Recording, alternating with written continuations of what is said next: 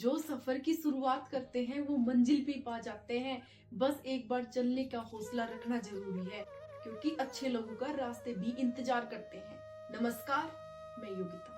आज मैं आपको एक छोटी सी स्टोरी बताती हूँ। एक गुरु थे, उसके दो शिष्य थे। गुरु अपने शिष्यों को कथावाचन कहते थे। भगवान की बात कैसे लोगों तक पहुंचाई जाए, अपना ज्ञान दूसरों तक कैसे पहुंचाया जाए। एक दिन गुरु ने बोला कि तुम दोनों, जो मैंने आप दोनों को सिखाया है, वो गांव गांव जाकर सिखाओ। गांव गांव जाकर कथा वाचन करो, लोगों की बात एक दूसरे को समझाओ। भगवान की जो बातें मैंने आप लोगों को सिखाई है वो लोगों तक पहुंचाओ। दोनों शिष्य अपने गुरु की बात मान लेते हैं और गांव में चल देते हैं। दोनों शिष्य अलग अलग गांव में जा जाके कथा वाचन करते हैं।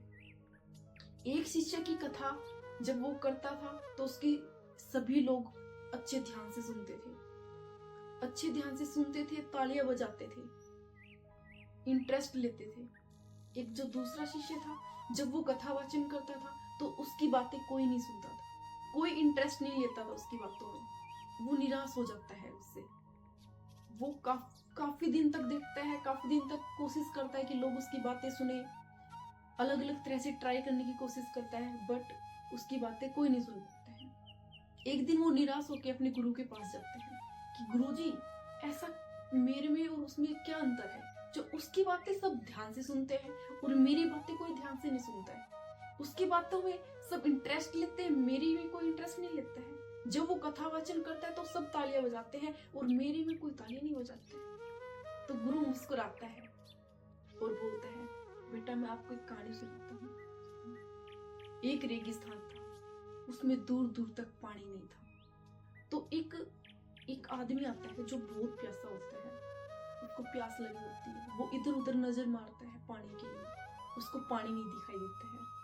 फिर उसको दूर कहीं एक कुआं दिखाई देता है, वो उसके पास जाता है और झुक के देखता है तो उसमें पानी तो था। आसपास देखता है पानी निकालने के लिए, कैसे निकालो पानी। उसको बाल्टी दिखती है, हाँ बाल्टी है पानी निकालने के लिए। फिर देखता है कि बाल्टी में बांधने के लिए क्या करूं। वहां पे आसपास देखता है, रस्सी वगैरह दिखाई नहीं देती है उसको। फिर आसपास देखता है कहीं रस्सी मिल जाए, उसको दिखाई नहीं देती है। वो प्यासा ही वो कुएं के पास से चला जाता है। फिर एक दूसरा आदमी आता है, वो भी बहुत प्यासा होता है। वो भी कुएं के पास आता है, देखता है हाँ कुएं में पानी है, खुश हो जाता है पानी को देख के। फिर दिखता है हाँ बाल्टी भी है। वही प्रॉब्लम जो फर्स्ट में थी, रस्सी नहीं। हाँ वो भी देखता है रस्सी नहीं है।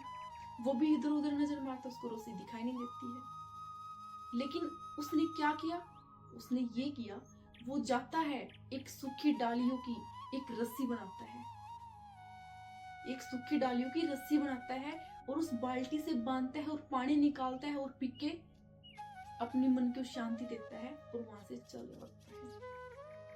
फिर गुरु कहते हैं, बेटा अब एक चीज बताओ।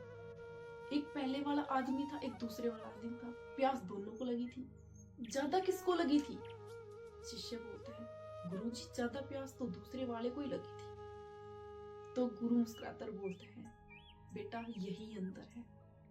दूसरे वाले ने अपना दिमाग लगाया, उसके अंदर जो ज्ञान था, उसके अंदर जो गुण थे, उसने अपने वो बाहर निकाले और दिखाए, हाँ इसका कैसे यूज किया जाता है। उसने अपनी बातें गुणी हुई थी, उसने उसका प्रयोग किया, उसने पानी निकाल कर दिया। और जो पहले वाला था, उसने ऐसा दिमाग नहीं लगाया, उसने ठीक है हो रहा है नहीं हो रहा है, ठीक है निकल रहा है नहीं निकल रहा है, अपने वो चल दिया। तो गुरु ने बोला, बेटा जब मैं तुम दोनों को अपने सामने बिठा के कथा वाचन करता, तुम दोनों को शिक्षा देता था, तो जो दूसरे वाला शिष्य था मेरा, वो अच्छे से सुनता था, अच्छे से गुनता था, मेरी बातों को अच्छे से ध्यान लगाता था। और तू उस टाइम ध्यान नहीं लगाता था, अच्छे से नहीं सुनता था, अच्छे से नहीं गुनता था। बस यही फर्क है। इसलिए अपने से बड़े, अपने से गुरु, जिनको भी आप अपना गुरु मानते हो, अपने माँ बाप हो गए, अपने से बड़े जो भी हो गए, उनकी बातें सुनो, समझो, गुणो। ओनली सुनने से आपके अंदर गुण नहीं आ जाते हैं, उसको गुनना भी जरूरी होता है। क्या पता कौन सी बात कब काम आ जाए, क्या पता हमारे बड़ों की बातें कब की कहीं कब काम आ जाए। धन्यवाद। मैं योगिता।